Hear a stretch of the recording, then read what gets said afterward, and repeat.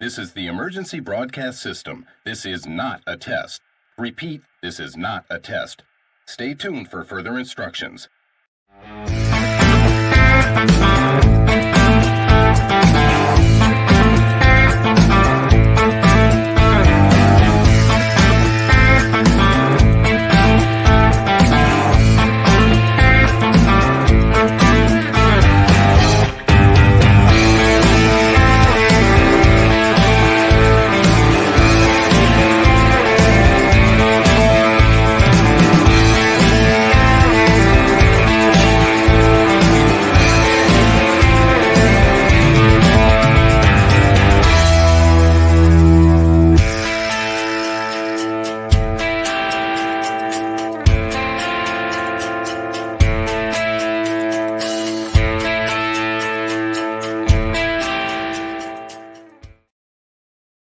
Wrote a song tonight. Here y'all go. It's for all you veterans. I don't know what I ever did wrong. All we did was stand for our land. But here I sit, begging in this soggy cardboard, begging for change from overhand. You're free to treat me as you do. I protected that right for even you. But please don't treat me as you do.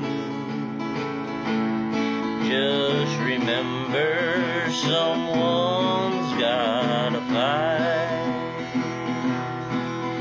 Don't turn from me in flight. Just look at this fleet of flight.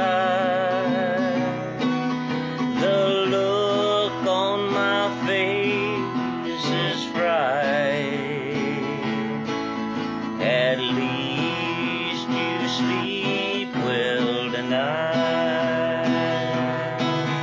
You're free to treat me as you do. I protected that right for even you. But please don't treat me as you do. Just remember, someone's gotta fly.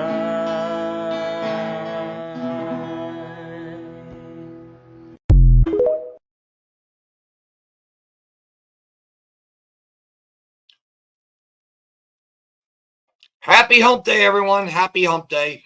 Boy, changes. Changes. But I always like to start the program with the Pledge of Allegiance. And I have my own rendition, which I feel is appropriate. And that is, I pledge of allegiance to the Constitution of the United States of America and to the republic for which the flag stands, one nation under Almighty God, indivisible, with liberty and justice for all. Yes, I love Red Skeleton. I love Red Skeleton's version of. But what I really like, believe it or not, folks, is I love my quotes. And I think quotes are symbolic of a person's disciplines and principles that they carry through life. If you only have one quote that means so much to you, that has altered your life and changed your life, enhanced your life, you know what? That's wonderful. Because I really do believe we all need to have or find that one quote. And talking with one of my executive producers, Don Corleone, I said to him, I said, yeah, I just realized I don't think I've ever duplicated a quote yet. I may have, but that would be like almost 140 to 160 different quotes that I really relish, that I really care about, that were possibly even appropriate for the program. And folks, I can't make this up, because this is a quote I'm going to give you. A lie will travel around the world. A lie will travel around the world before the truth gets out of bed. Winston Churchill. Ruth, I'm sorry I did that to you. I'll bring you back up, dear, I promise. But a lie will travel around the world before the truth gets out of bed. Winston Churchill. What did he mean by that? Well, what he meant by that was, we have situations in our life that suddenly happen, and no doubt they do.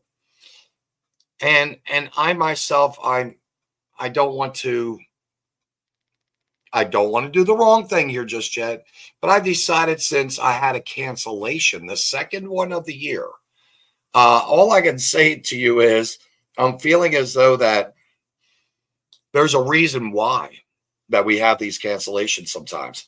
And I'll tell you why. I think, now that's just my personal opinion, I believe I had to turn my phone off. That's why I was looking down for a moment. I believe that people are so wrapped up in their own worlds, and I'll give you this example, that they can't even find 5 minutes out of a day. I was going to have a gentleman on the program tonight. His name is Paul Berry III. He's related to Chuck Berry, and he has, I guess, media outlets somewhere. But what's really funny about this guy is, and he gave me some decent advice in our one and only conversation, which was, of course, split in half. We had to call back, and we had this discussion. And I reached out to him for the past 6 days, at least once, if not maybe even twice, which means I made 9 phone calls to him. And since his voice mailbox, and I don't understand how this happens, since his voice mailbox is full, I couldn't leave a message. So instead, what did I do? I reached out to him via a text. Yes, that's the way modern technology is. If you can't reach someone and leave a voicemail, or you call and leave a voicemail, and it's urgent enough, or that you really want to and desire to speak to someone, you find the time to contact that person back. And he knew, when he committed to doing the show last Thursday, 6 days ago, he knew that I wanted to reach out to him. So I actually also texted to him 15 times. In the replies, all I can say is he did eventually give me his email address. He gave me a link about himself, and then he gave me his email address. And then finally today, he says, I'm going to have to delay doing show. Plane delay caused me to be late. Wow. Now, this gentleman wants to run under the Republican ticket as lieutenant governor of the state of Missouri. Oh, I had actually political curveballs that I was going to toss to him. Not necessarily curveballs, but I had some really rock solid questions to ask him. But I can tell you right now, when I am governor, notice what I just said, when I'm governor, and I assure you that's what I want to be as governor. I want to be governor of the state of Missouri. When I am governor, I'm going to have to rely on this guy that might be, well, he's not going to be elected. I can tell you that right now. His track record has been, well, not as successful as he would, I'm sure, liked it to have been. That much I do know. But it would be almost like me having Harris, that would be the current vice president, as lieutenant governor, and not being able to do a damn thing. And why do I say that? Because if you can't manage your time, and you can't, more importantly, above everything else, if you cannot have the common courtesy of respect for the other human being, and keeping communication, by the way, communication, notice what I'm saying, communication, it is essential that we communicate with one another just across the line. It's essential that we communicate so we know what's going on. Right now, this whole scenario of 6 days has let me say this. if he's irresponsible, unaccountable, lacks communication, and has no respect for another person and the program of which they want to actually promote. I mean, I want to promote. Is that what you want for lieutenant governor? I mean, seriously now, you can make up all the excuses in the world. He could have let me know this morning that he was traveling. He could have let me know that there may be a glitch. He could have informed me. And how hard is that? But 15 minutes before the show, he cancels. So Paul Berry III, Republican, related to Chuck Berry, the guitar player that from the 50s, Johnny B. Good. Paul, you've not been good. I'm not crazy about you right now at all.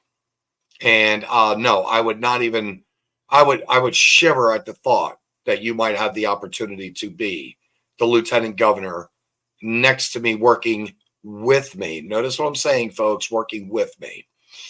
So now that that's out of the bag, I got to say it like this.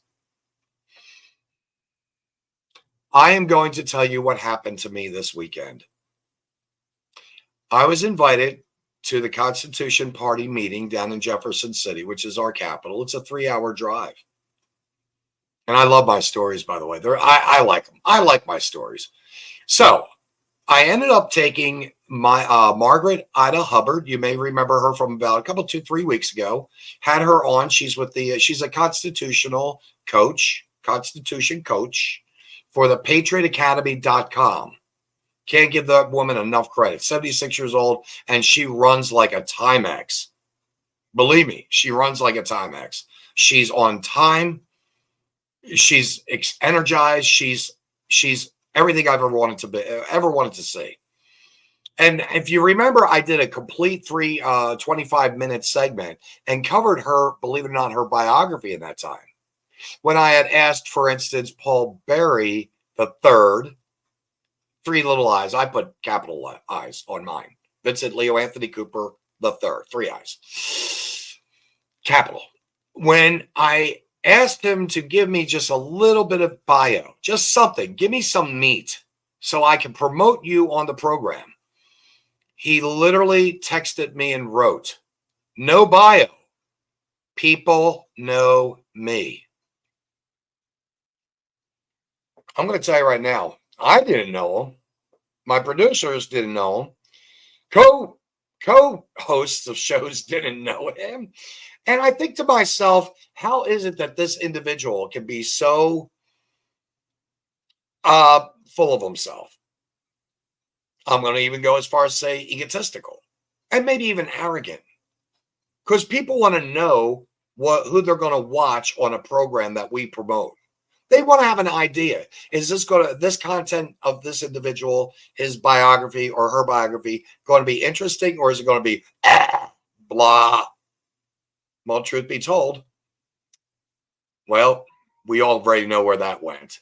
So, in the ride with Margaret, yes, she actually drove with me for 3 hours. No, that's 6. 6 altogether, but 3 hours she spent in a vehicle with me. Within 20 minutes, 30 minutes, I've got to tell you, she was Muhammad Ali, Cassius Clay, wrapped up in one. Oh, that's right. They are the same person. But seriously, she put a boxing glove on and she punched me right in the nose. No, the woman did not assault me. It was the question she asked me. And the question was simple. Vinzent, what is the role of the governor?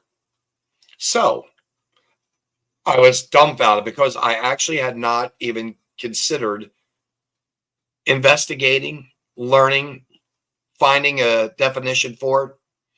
Because in my opinion, I kind of knew that the governor could veto bills, legislative bills, or he could promote them in hopes of having them passed through the House.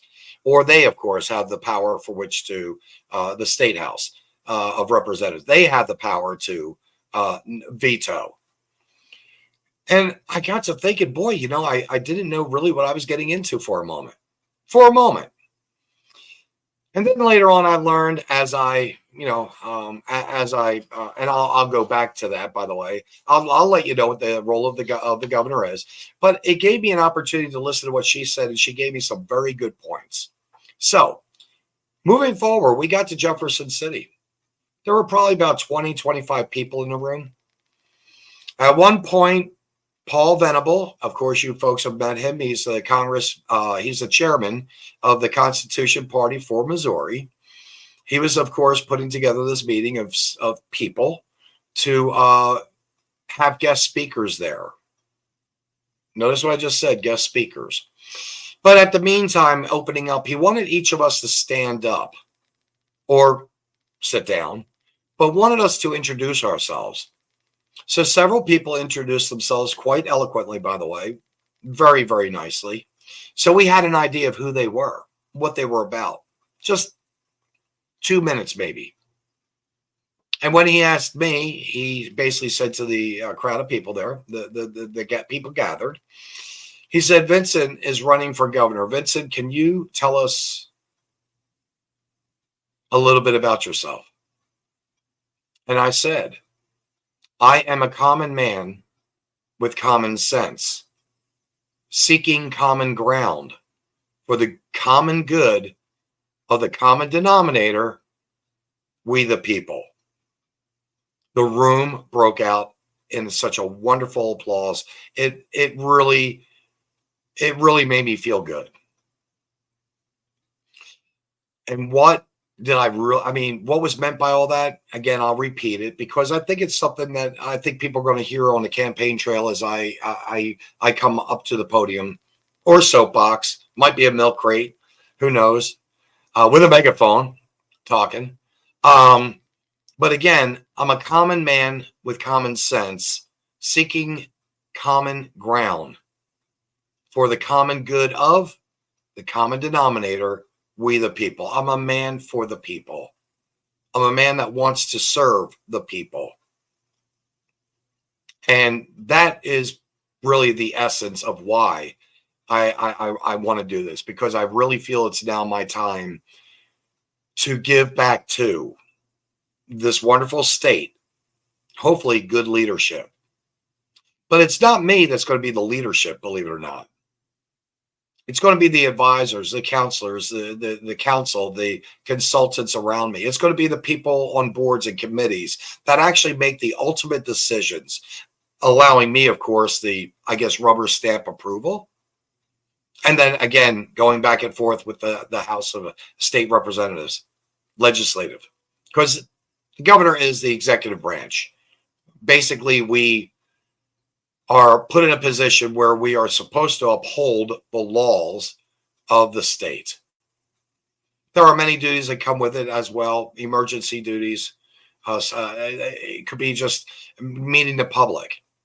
So we went on and we had 5 speakers. And if you guys can believe this, for about 6 hours, I hardly said a word.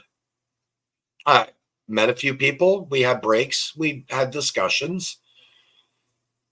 But a few were like, wow, this is really interesting. We have some wonderful, wonderful, wonderful information being given to us. So on the drive home, I'm not exactly sure what's going on. On the drive home, hang on. On the drive home, Mama Sally, give me a moment. I kind of caught me off guard. On the drive home, Margaret said to me, she said, Vinzent, you hardly said a word. And I said, I know. She said, I've never known you to be so quiet. And I said, ma'am, I was there at a meeting to listen to 5 people speak and to take something away. And for a moment, the 6 hours, I wanted to be the sponge. Yes, I wanted to be the sponge. I wanted to absorb all these different speakers.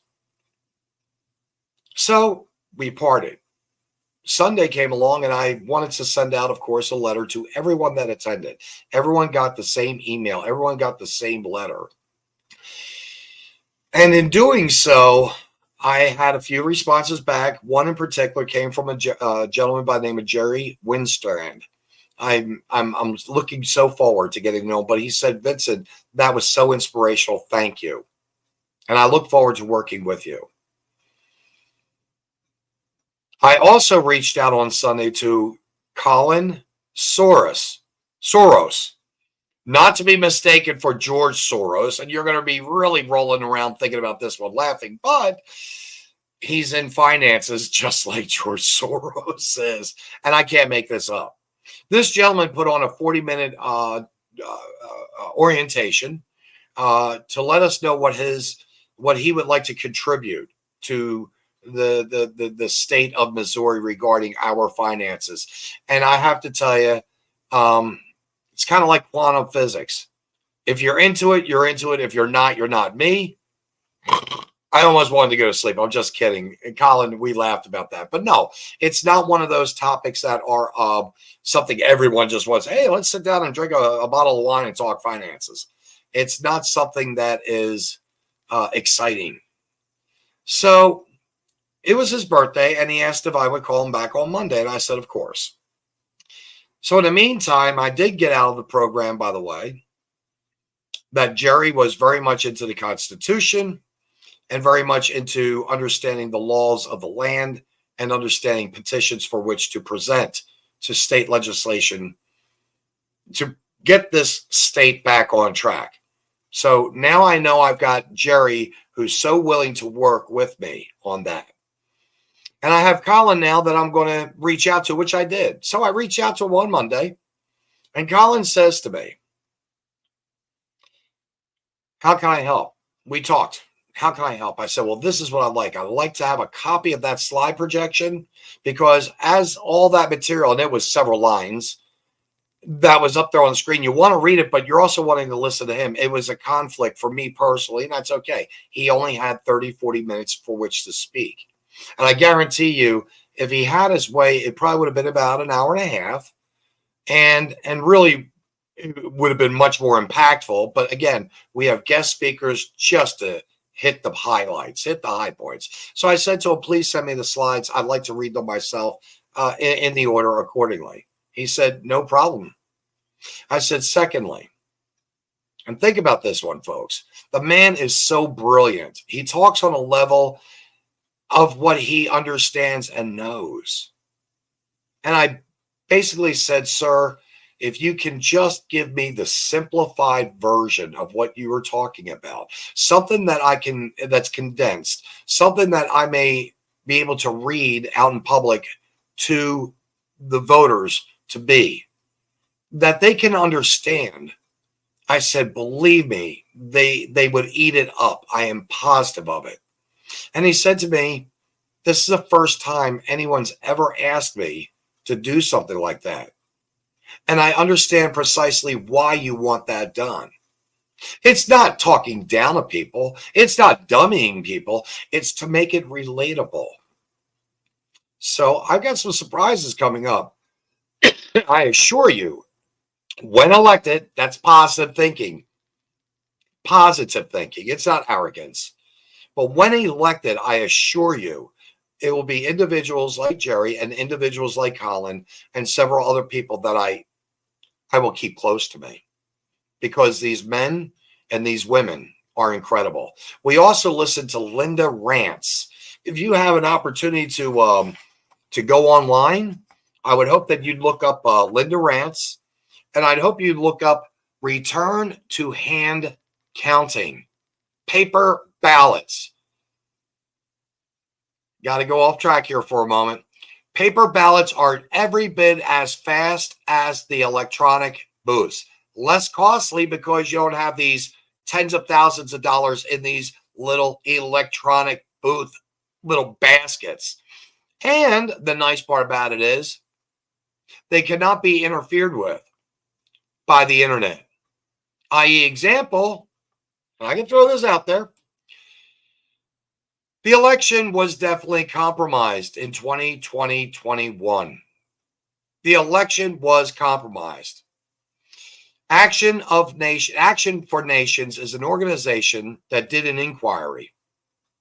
And I followed this back then. I even spoke about it in and about the time of November, December, January. I spoke about Frankfurt, Germany, and Italy, and how they had figured out that the Dominion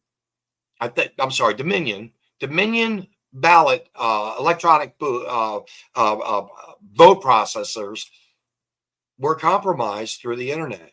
This election was stolen. There ain't no damn way going to bed at 1 o'clock at night and Donald Trump's up by 400,000 400,000, 500,000 million. And then all of a sudden, sleepy Biden in the basement, he ends up with several million? Come on. Well, guess what? Just 2 weeks ago, week and a half to 2 weeks ago, the Call for Action group, Action for the Nation, group, got together, spoke with the state representatives in Washington, and now they have actually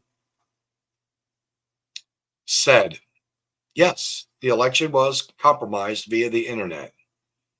That's why, folks, we need to go back to hand counting. Look at that. Return to hand counting. Linda Rance. She works also right next to Mike Lindell, the My Pillow guy.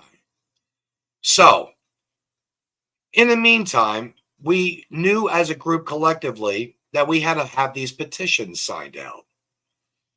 The petitions are very simple. It's basically wanting to have, the petition is for us to have a fifth, in this case, a fifth party to elect from. That means you've got 5 horses in the race instead of the 4 deceptive, lying, self-serving, thieving horses that are currently there.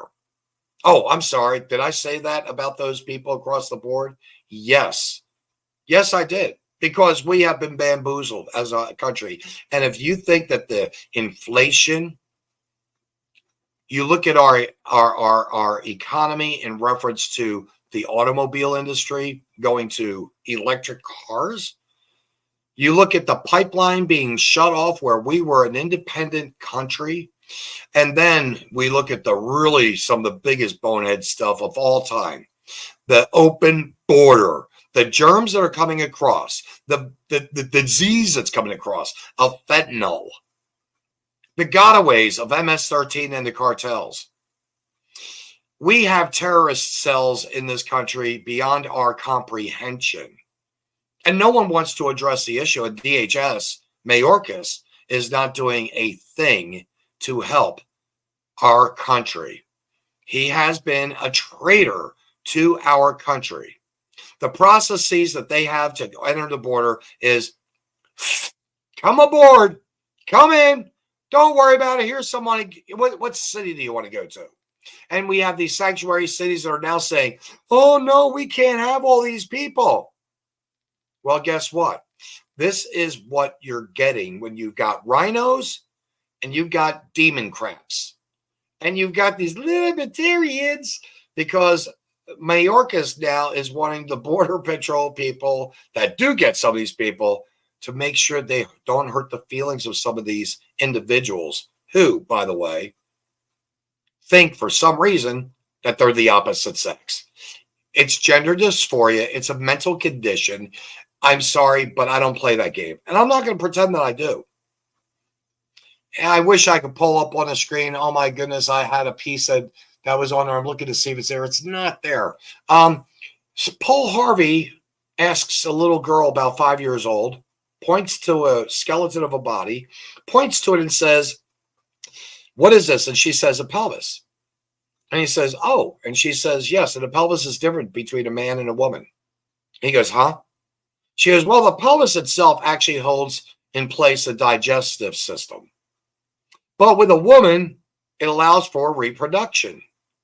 And Paul Harvey is just blown away that this child knows these biological facts. And then she looks at him in a cute little way and says, that's where babies are made. By the moms, by the females, by the women.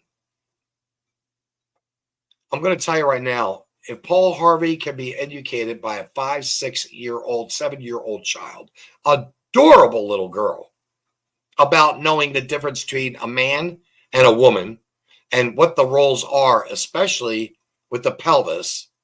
You know what? America, stop it. These people you're not helping. You are not their friend if you endorse their lies of deception. You're not their friend if you can't just simply look at them and say, you know what? You were born that way and God created you that way. It's that simple. God doesn't make mistakes. Occasionally we have children that come that have handicaps. No doubt about that. But that's a genetic code situation, maybe. It may be drug, it may be a certain pharmaceutical drug or a street drug that someone used where a child comes out with mental issues. Real true physical mental, what we used to call retardation. Oh my God, did I use that word? Yes, because medically speaking, that's what it is. But that means also some of these people are some of the most beautiful people.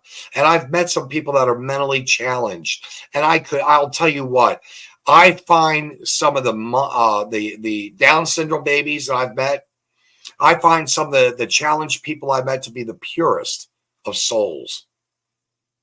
And yet we have to deal with this society of people who are mentally really, truly disturbed. But getting back to things, we looked at the petition and I started looking at it and I thought to myself, I have a question. And the only person I could speak to was, of course, Paul Venable. And bless his soul, he wasn't sure of an answer that I needed. And he was glad that I was able to bring that to his attention. And just one little line, if filled out wrong, if we turned in 10,000 signatures and we had that one line wrong on that page, that meant 10 signatures were no good. And the Secretary of State can then say, you don't have 10,000 and you're down by about, let's say 120 because of that one little line. And we figured it out. It's the line where it says Missouri County, and that county is for the person who's going to notarize. And then it says, I, Vinzent Cooper, have sworn that I took these, verified and taken these signatures, and then I have to sign it. The notary has to sign it, and boom, now we've got 10,000 that are good. And the Secretary of the State didn't let him know that, didn't let us know that. This is what they are doing. They're playing these games, the rhinos, the Democrats, the independents, the libertarians. We need to literally change our direction in our state. And I'm talking about the state of Missouri. So I get a phone call last night from Paul, and he lets me know. He lets me know exactly what all that was about. And then I said to him, when I'm governor, I'm going to gather the county commissioners in 2 to 3 months, and they're going to meet at either the mansion or at the house. It doesn't matter, but they're going to meet, and we're going to give them the power that they don't even know they have, so they can take their county control back. The county commissioners take care of things like roads, businesses coming in, businesses leaving, helping with the education, so on and so forth. They do have a lot of power, but they just don't know how much power they have. And he said to me, he goes, Vincent, you were quiet and you explained to me that you were a sponge taking in all that information. And again, you weren't there to speak, and I appreciated that. He said, you brought attention to the petition, which was a very good question. And now you actually maybe saved our bacon in the long run. And now you're thinking 3 months into your governorship, and you're not even on the ballot yet. I'm running, by the way, I'm not on the ballot yet for the Constitution Party. I'm working on what's called the credential paperwork. I'll get it done, 23 pages. But I'm a strategic person. And that's what he said to me. He goes, you've got a lot of strategy about you. And I said, yes, I do. I love chess. And that's the thing, is placing people with their goal, with their talents and with their skills in the right area of which to do their very, very, very best. I'm very blessed. I've asked several of my friends. I have one that's going to be a campaign manager possibly, and he's told me, Vincent, I'm blown away and I thank you for the opportunity. And if I feel as though Give me a week or two to think about it. If I feel as though I can't do it, he goes, I want to pass someone on to you that I think could do you well. I have another friend of mine. I have no skill, well, minimum skills on a computer. I always say, I jokingly, I'm a computard, but he will be willing to help me, because the other thing is this, folks. When I am elected governor, the first thing we're going to do, the common denominator network is never going to disappear. That I assure you. And at least once, if not twice a month, and I'm making this promise to you, if not 2 hours a month, 4 hours a month, because we're working right now on having a call-in phone system. You will be able to talk to your governor and you'll be able to ask them questions. Now, granted, if you want to go off the rail and call me names and stuff, I hope you're original, because I've heard every name in the book and you aren't going to pierce the skin. But we're not going to waste the people's time that really do have legitimate questions. If I have an answer, I could have had a V8. My goodness, I may even surprise myself. But most likely, I'm not going to have the answer. And why do I say that? No one individual in the power of the governorship can have all the answers. No one can say, oh, I'm Ron DeSantis, and I've got all the answers. I am Governor Youngkin, and I have all the answers. I'm Governor. No. It's the people you surround yourself with. I don't know how I managed to do it. I always say God plays a major role in the people that are aligned with me, or that I align with. Just today, I went into a restaurant by myself to have lunch, and in walked a pastor that I haven't seen in probably close to maybe 2 months. And I asked him, of course, to join me. And we fellowshipped and had a wonderful lunch together. And at one point, he looked at me, he said, this is what's called divine appointment. And I can't make this stuff up. There's another word I want to use. But we had a great lunch. But no one individual, man or woman, can have all the answers. It's the people they surround themselves with. And I want to surround myself with some wonderful people. We have an executive producer. That's what I call him, Don Corleone.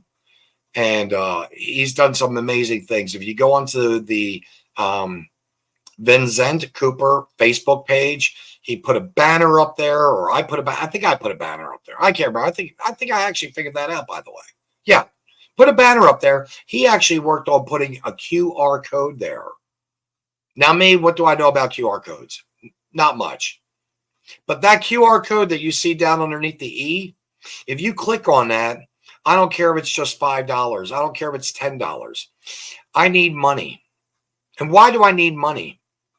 I need money so I can head up some advertisement, so I can promote myself for governor.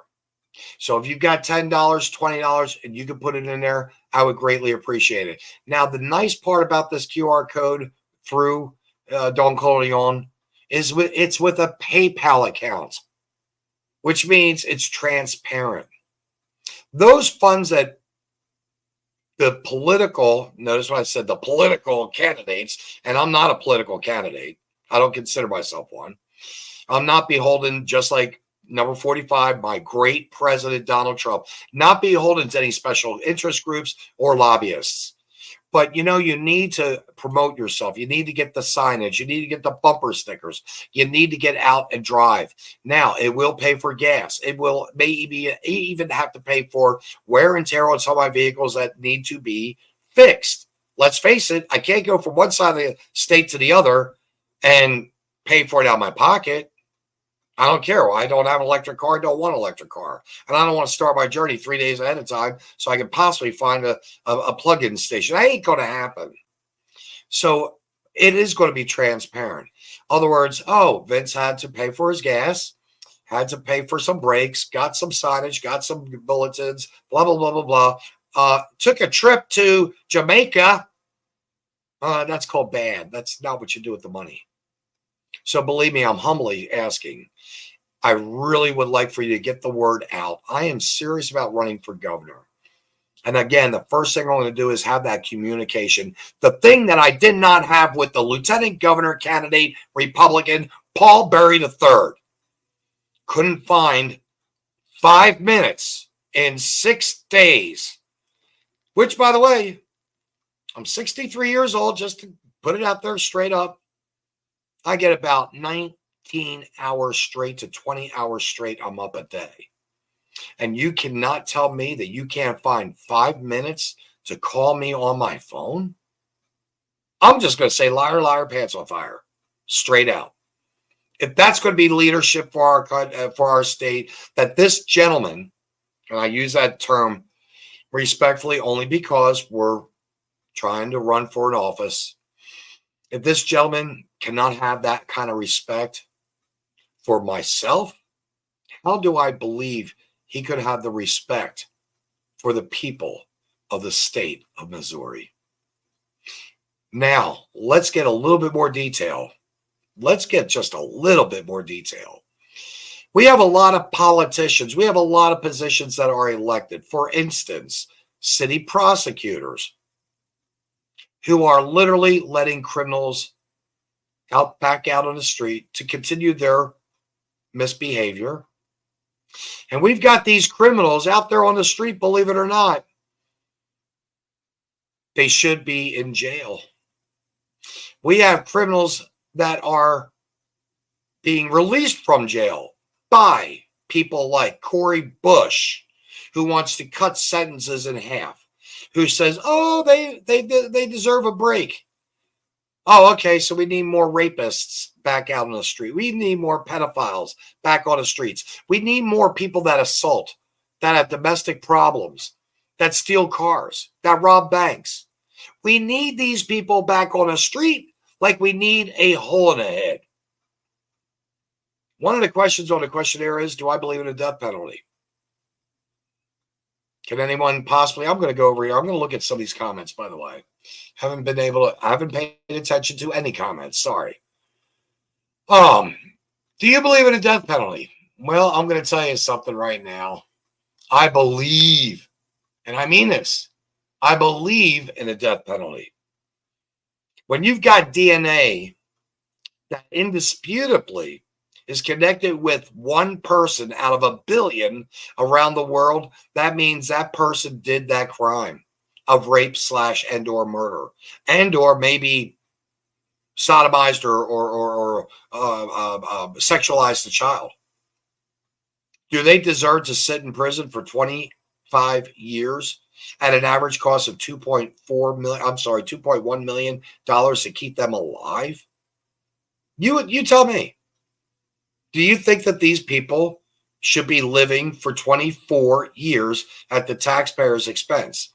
And then you look at the state of California, for instance, where they are actually giving death row inmates, people that are going to be executed, the state tax-paying dollars are giving them sex changes.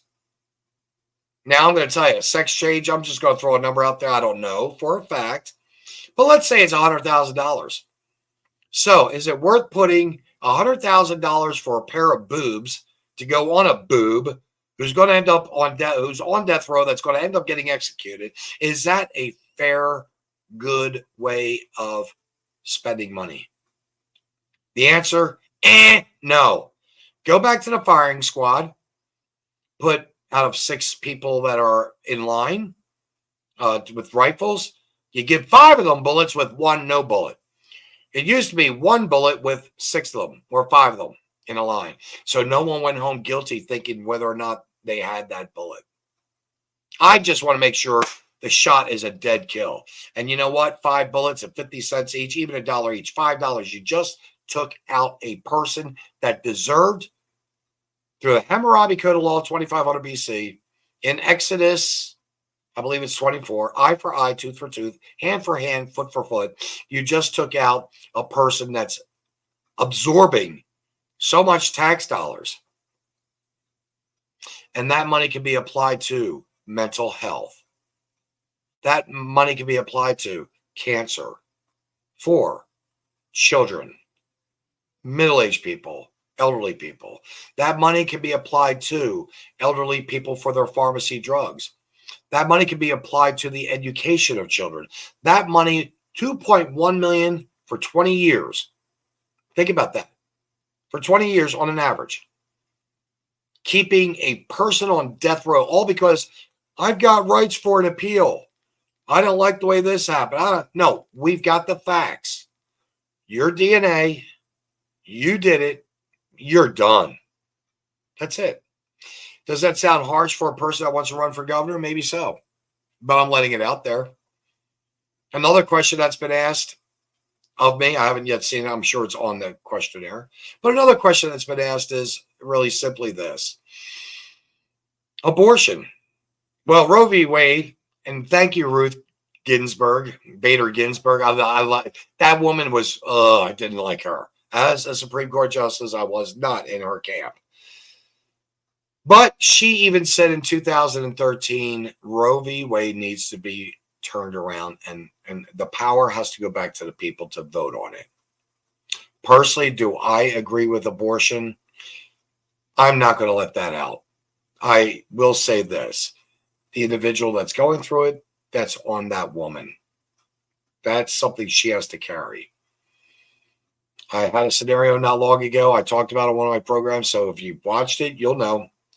But the bottom line is this. We can't be using abortion as a means of birth control, which comes out at about 98% of abortions equate to birth control, which means that 98 murders equate to birth control.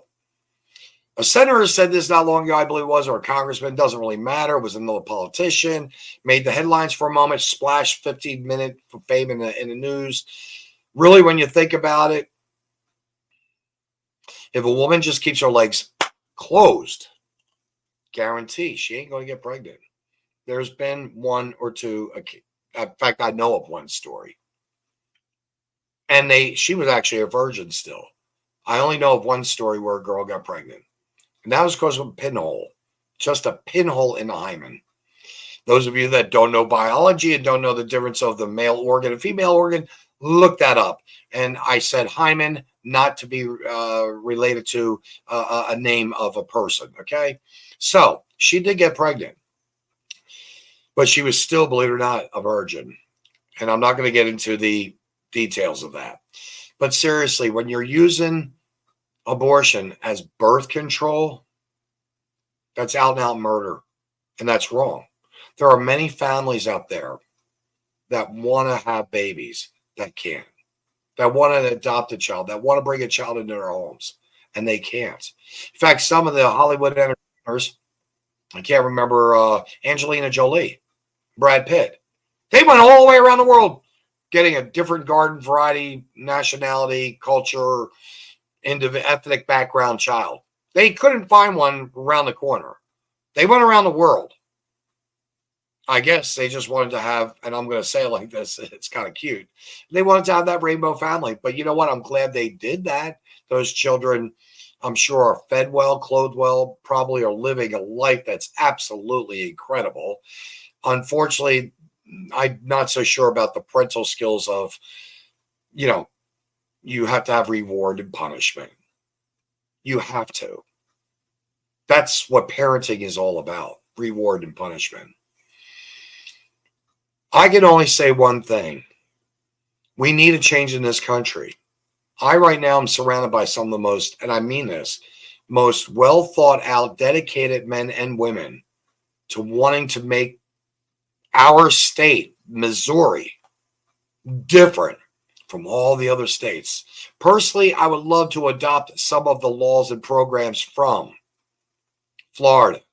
I would love to have the power to take a prosecuting attorney and say, you're not following your oath of office. You're letting the criminals out. They're committing more crimes. You need to be removed. I like to look at these mayors that want to defund the police. Wrong move. You don't have law and order. You do not have law and order. You've got chaos. And who is hurt in that chaos? Taxpayers in general. Funnels down to that community. And sadly enough, it's that neighbor right down the street that's afflicted by these criminals. So we need to, and I'm going to say this straight up, I'm not a big fan of police. I can guarantee I'm not. If they're good cops, yes, naturally. What distinguishes the two? Well, let's just say, I can name 5 in my lifetime. And I've got 26 tickets, by the way, for speeding. Not PayPal, prepaid legal. Look into it. If you want to reach out to me, I'll tell you exactly all about it. It would help me, by the way, that reference number that I offer you, because I get a little bit of a commission on it. $50, I think it is. But I got to tell you, prepaid legal is something you should have. You get a speeding ticket, $250, another $50 for court costs, $300. It then becomes a mechanical failure. Maybe it's a bad light. It might be bad brakes, might be bad tires. Doesn't matter. It gets reduced to, and then all you have to do is pay that $300 for a loud muffler. But the nice part about it is your insurance company isn't notified. You don't get points off on your license. And it only costs about $30 a month. And there's many benefits. They look at contracts for you. They do a free will and testament for you.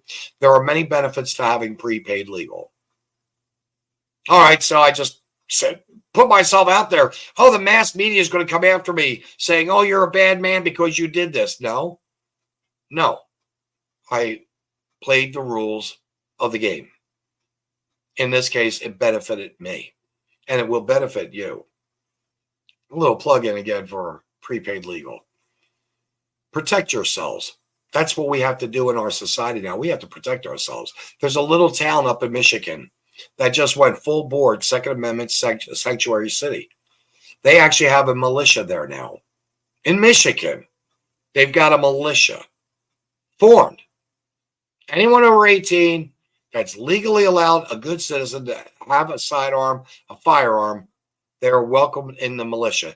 This is where they're going. We are a Second Amendment sanctuary state. I don't want to see us go there. I really don't. It may come a time, though, if this stuff keeps happening. It's going to come a time, I'm sure. St. Louis, Kansas City, they are very volatile cities. I used to love going to both. I'm really not crazy about it now. Let me tell you something else about being the governor. This is what I intend to do. My salary, and I'm just going to throw it out there. Let's use whole numbers, something simple. I don't have a clue, but say $200,000 a year. I'm comfortable with my disability. I'm comfortable with my Social Security. I've got enough to live a comfortable life. And I can share that with, believe it or not, another person maybe, and maybe even a child. We can make it happen. But the fact of the matter is, do I need $200,000 a year? No. I may need to buy a new car, and I may need to pay my gas, maybe split the food bill. But I'll tell you what, this is really kind of cool. It places me into a position to be what I've always wanted to be growing up, which is so rich I could be a philanthropist and I could give money away.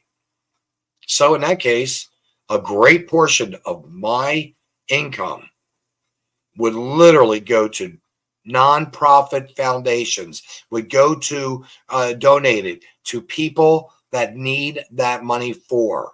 I think Tunnel to Towers is one of my top.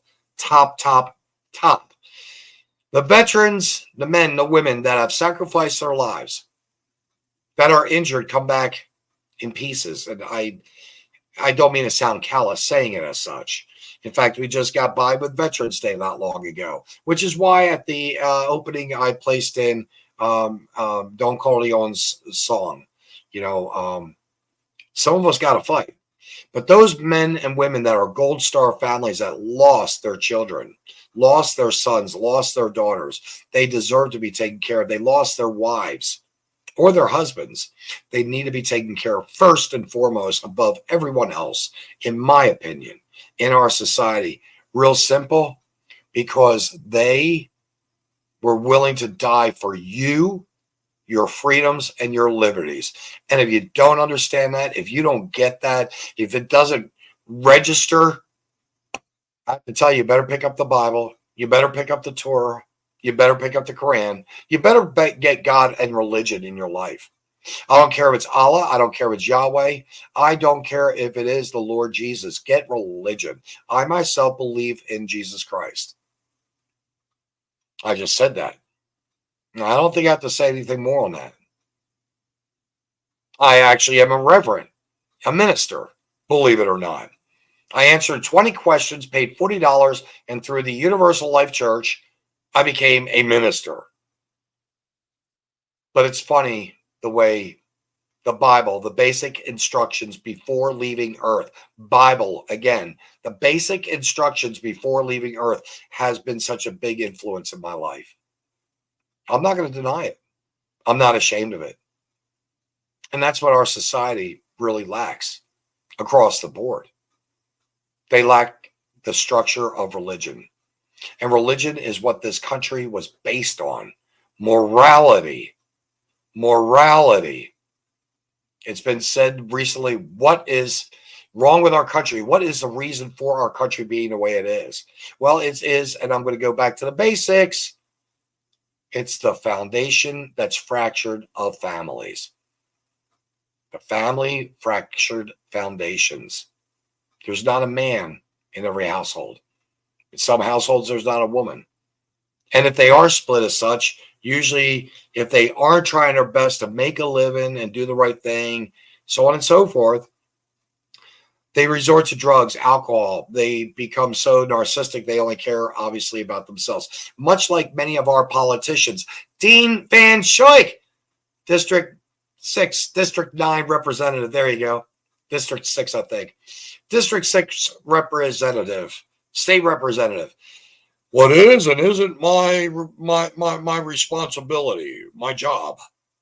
He write a letter saying that pornography in the public schools is not his job, but what his job actually is, he doesn't want to go head to head. I understand that. He needs to hit the KFC a couple, 3, 4, 5 times a day.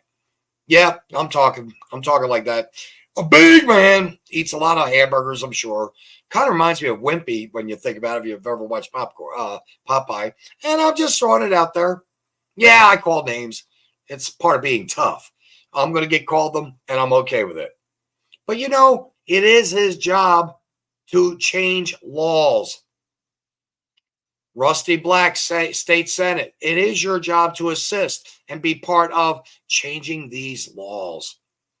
We can't let these pedophile teachers, 2 of them in one school, Kelly School District in Missouri, 2 women were sexualizing children. Both of them, by the way, are in jail without bail. To my knowledge, they're still in jail without bail. Just a couple days ago. These are sick people doing some sick things to our children. And where are the parents? Not only of the children that have been assaulted, but where are the parents that are coming up, stepping up, saying, whoa, this is completely unacceptable in our community? That's right. I just said that. In our community. There again, that's where the county commissioners should be stepping in and helping those communities get over the pain and anguish that that a child in their group, that a boy or a girl was so, their innocence was stolen, a part of their life was stolen, can never, ever, ever, ever be replaced. It can never, ever, ever be restored. Where are these people? Where are the people, for instance, that are again? Don't get me wrong. You want to raise your child 14 years old and have them read a Playboy? I'm okay with that. That's your child. That's your house. You want to even take them to the library, the public library? I'm okay with that. That's your choice. You want to have them live an open lifestyle, a freakish lifestyle, a queer lifestyle, homosexual lifestyle, whatever it is, preferably not a Furby. I really don't want to watch anyone sit, squat, and do their business in a kitty litter box. But seriously speaking, if that's what you want to do as a parent, that's fine. But in a public school, the books do not belong. And the taxpayers do not deserve having those funds placed in those books. Now, let's say the total book cost, I'm just going to throw a number out there. Let's say it's $1,500 in that one school. You multiply that by 100 schools, and now 1,500, you've got 150,000. Someone give me my math, please. 1,500, 2 more. Yes, that'd be $150,000 right there. And that's just going with 100 schools at $1,500 of pornography. And not to mention, how beneficial is that material for a child in school? Some children are more mature. They can handle that kind of material. But that, again, is up to the mommy and daddy. The other thing I'd like to say about when I'm a governor, the governor's mansion. I like this. This I like. I don't know what the cost is for the mansion. I have no clue. Someone said to me, well, you have a chef that's there, blah, blah, blah, that cooks your food. No, I can cook my own. They say you have housekeeping, blah, blah, blah. Well, if you're not using the house, guess what? You really don't need a lot of housekeeping. I would love to open up the better part of the mansion. Get this.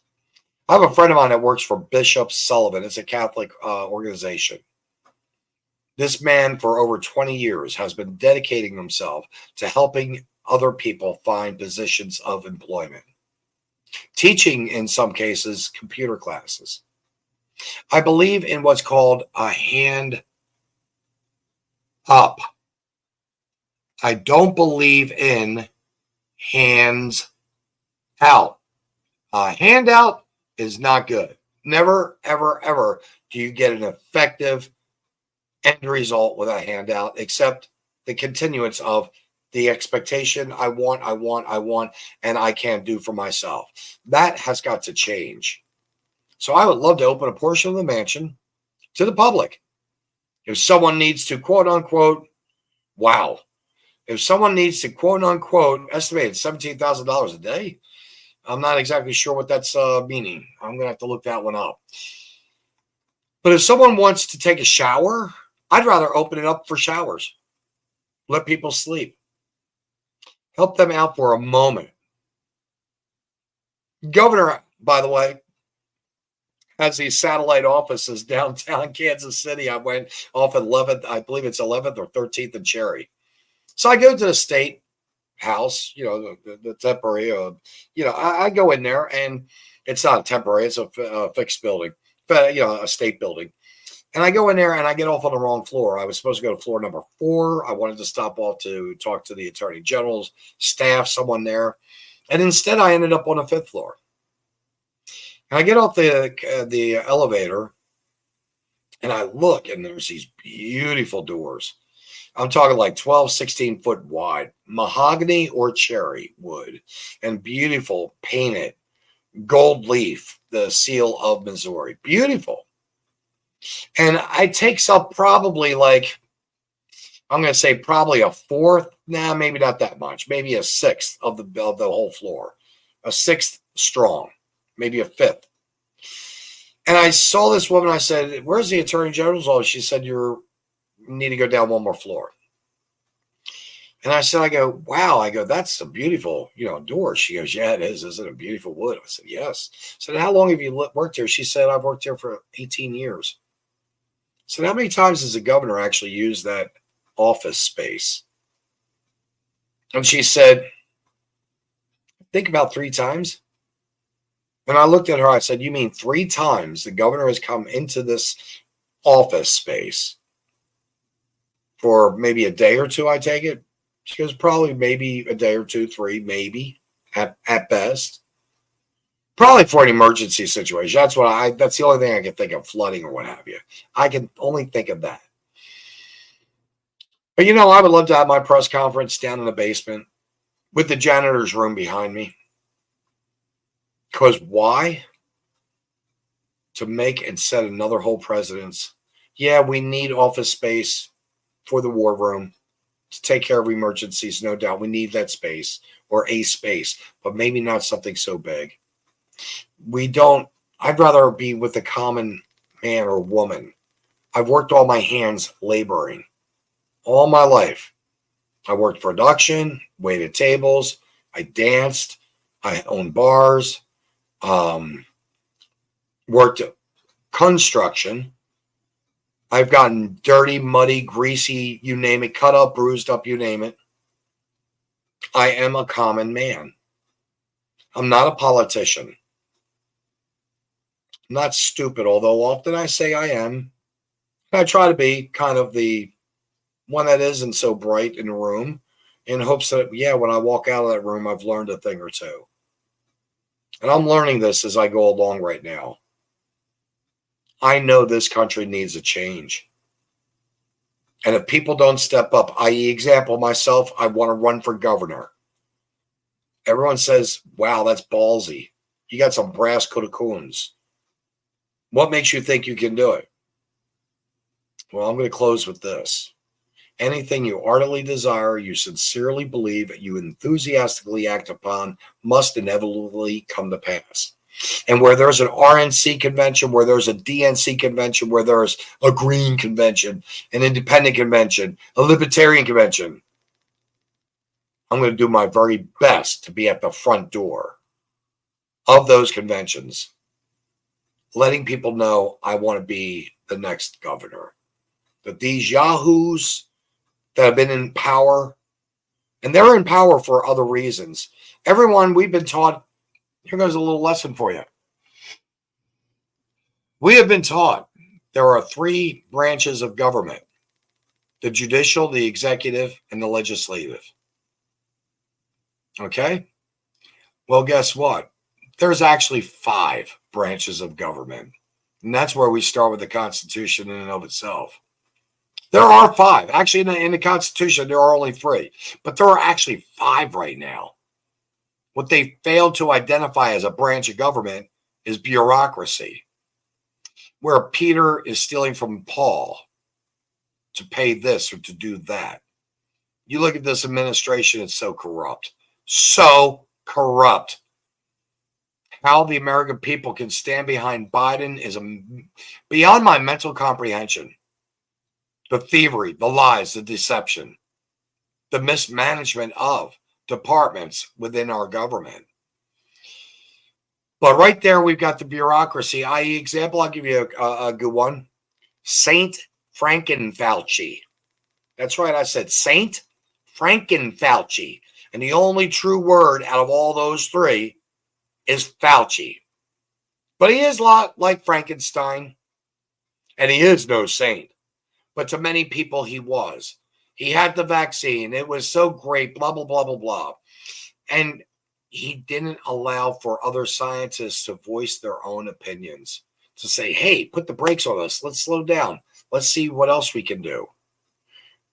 Is there anything else we can do? And of course, they called us conspiracy theorists when we could, in fact, use hydrochloroquine, I believe it's called, where we could have used other medications available. And by the way, at a certain age group, they didn't need the damn vaccine. And the ones that did get COVID, that didn't get the vaccine, have a natural built immunity. And now they keep pushing the vaccine for the winter. I ain't taking it. I've taken 2. And both times, and this is really too much information for you guys, but both times I had the vaccine for SARS and for H1N1, I caught the damn flu. And those flu shots, I was sicker than if I had not taken the vaccine. I was sicker, but sicker taking the vaccine. I mean, if I didn't take the vaccine, I probably would have had sniffles, dribbles, whatever, 2 weeks later, probably been back to normal. I'll never take another flu vaccine as long as I live. And I'm never going to listen to one person. You have the ability, each and every one of you have the ability to critically think for yourselves, not how to think, but what to think. You can have the abilities to weigh these things out. You can look at these future candidates that are running here in the state of Missouri. And folks, I'm going to tell you, weigh it out. Get to know these individuals. Most of them want their pockets lined. They have bigger bank accounts at the end of their careers. Look at Pelosi, classic example. And the list goes on, but I'm just going to use her. How is it, based on her salary, that she accumulated over $200 million? 79 to 200 million. How? It's because she's a thief. Insider trading with her husband, Paul, with stocks. And that's just one little family, the mafia family, I call them.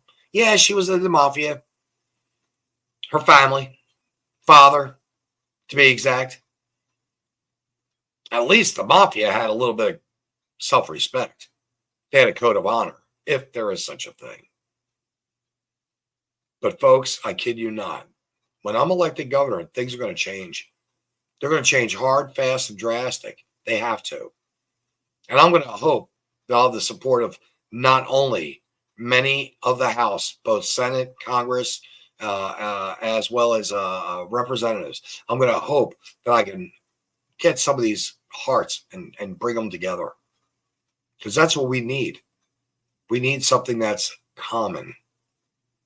And the one thing that we have that's in common when we're in political office, straight out of the gate, the one thing that we have in common are the people of whom we serve.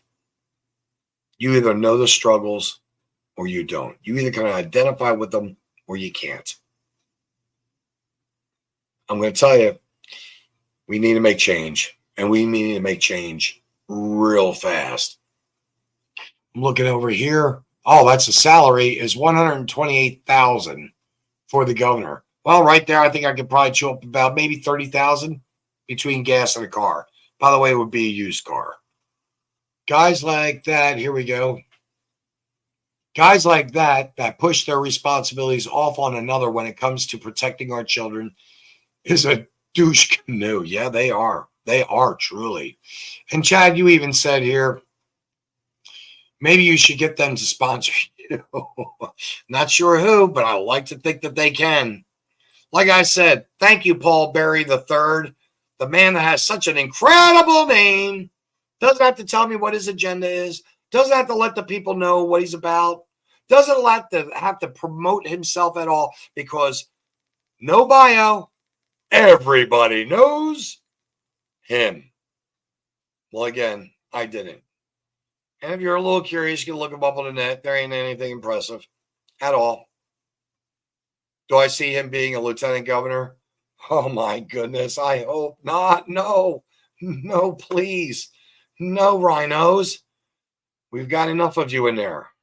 We know which ones of you are bad right now. We don't need to have a couple more that don't know how to effectively communicate, that don't have respect for the fellow man. I have a program to put on here, folks. I want to put on a good program, and I'm going to throw that person under the bus when they deserve it. Oh, I'm sorry. I also know how to put it in reverse and do it again. I started in the beginning of the show, and I'm ending it with him again. Do not vote for him. Do not. Really, think about your votes. Think about your voting here in Missouri. Again, QR scan code, $5, $20. Help get me going. I need your help, please. I want to make a change for you. I've had a good life. I've experienced many good things, but I need that money for media. Oh, that was the last thing, by the way. The fifth branch of government. And this is the showstopper.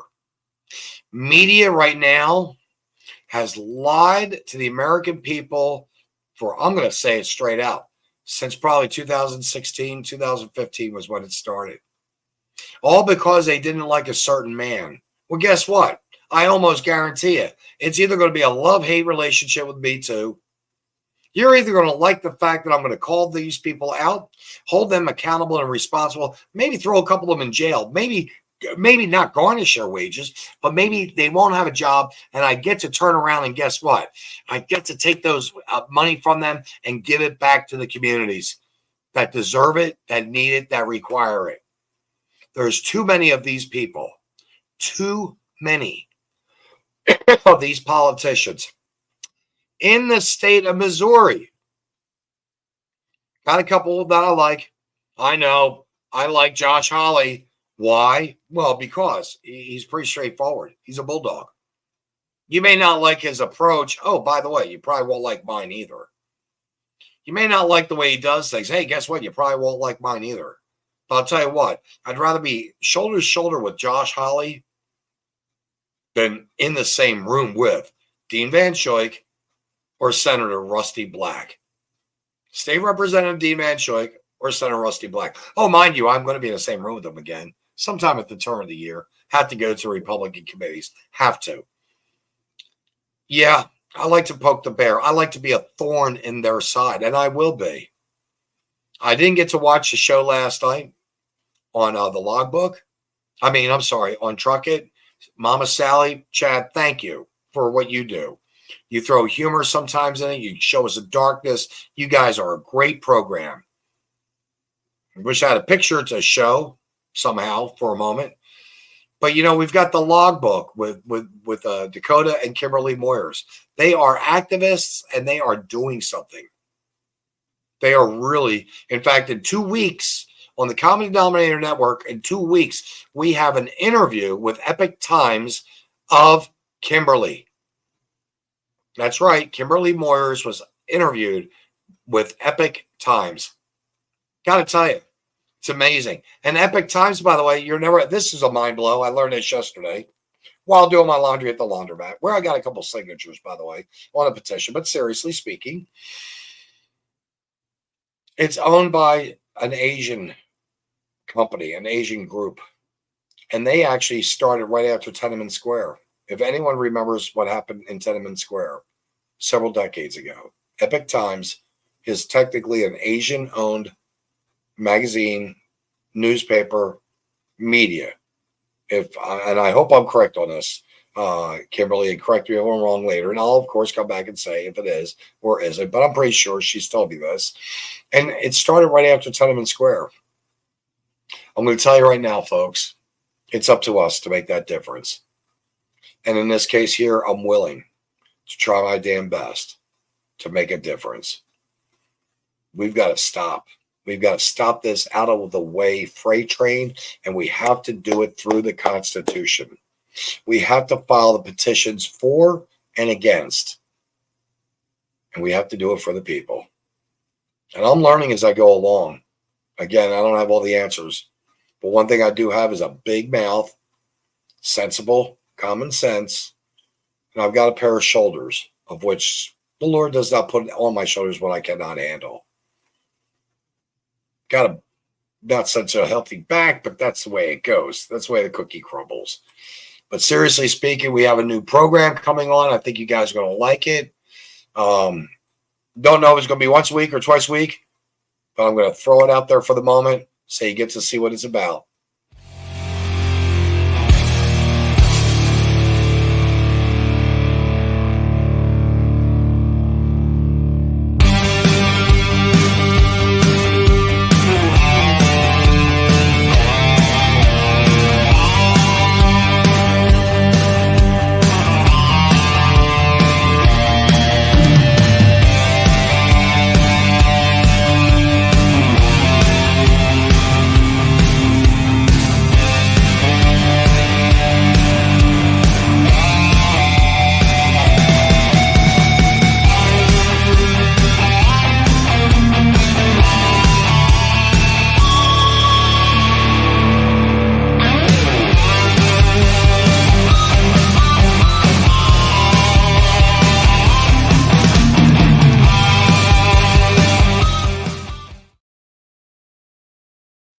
You know, folks, again, we are trying to do something that's for you. And we've got the Paramystic. We're paired up with them and they do some spiritual programs that are completely, literally out of this world. And it makes you think. It makes you realize the possibilities. And do I think it's possible that I could become governor if I continue with what I'm doing with the wonderful people that I'm with, working around with? Notice the word with. I'm not working for them. They're not working for me. None of us work for anything but money. That's all we ever work for is money. But we work with one another. We've got to take the bureaucracy down. We've got to turn the media and flip that around. Henceforth, why you get free ammo here from us. And we got to take back our country with the basic foundation of our Constitution. Good night, y'all. Thank you very much for spending the time with me. God bless each and every one of you voraciously from the bottom of my heart. I thank you for hanging out. Let's see where we go with this. Not so sure, but I think it's going to be a good thing. Peace.